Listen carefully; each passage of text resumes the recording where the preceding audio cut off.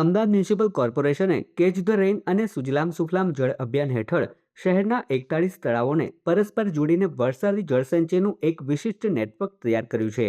આ ઇન્ટરલિંકિંગ સિસ્ટમથી લાખો ક્યુબિક ફીટ વરસાદી પાણી વેડફાતું અટકશે, ભૂગર્ભ જળસ્તર ઊંચા આવશે અને ચોમાસા દરમિયાન જળભરાવની સમસ્યામાંથી મુક્તિ મળશે.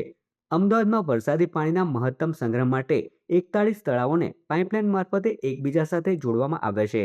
આ સિસ્ટમ હેઠળ એક તળાવ સંપૂર્ણ ભરાઈ જતાં જ વધારાનું પાણી આપોઆપ બીજા તળાવમાં ટ્રાન્સફર થઈ જશે. અમદાવાદ મ્યુનિસિપલ કોર્પોરેશનમાં 41 જેટલા તળાવનું ઓલરેડી અમે ઇન્ટરલિંકિંગ કરી ચૂકેલા છે.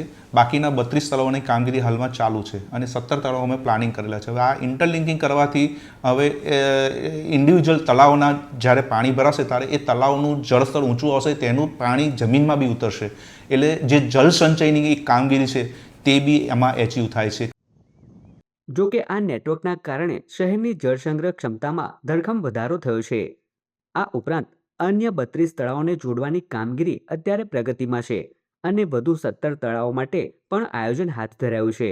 આ પ્રકલ્પથી ભૂગર્ભ જળસ્તર સુધારવાની સાથે જ ઓછી ઊંડાઈએ પાણી ઉપલબ્ધ બનશે, તેમજ જળભરાવનું જોખમ ઘટશે અને તળાવો નાગરિકો માટે સુંદર મનોરંજન કેન્દ્ર તરીકે વિકસાવવામાં આવશે.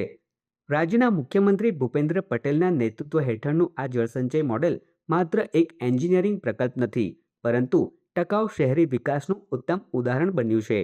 અમદાવાદનું આ વિઝનરી આયોજન આવનારા સમયમાં સમગ્ર દેશ માટે એક પ્રેરણાદાયી બ્લુપ્રિન્ટ સાબિત થશે. ભારત સરકાર અને ગુજરાત સરકારના મદદથી આ ઇન્ટરલિંકિંગ યોજના જે છે એ અત્યારે કાર્યાન્વિત થઈ રહ્યું છે.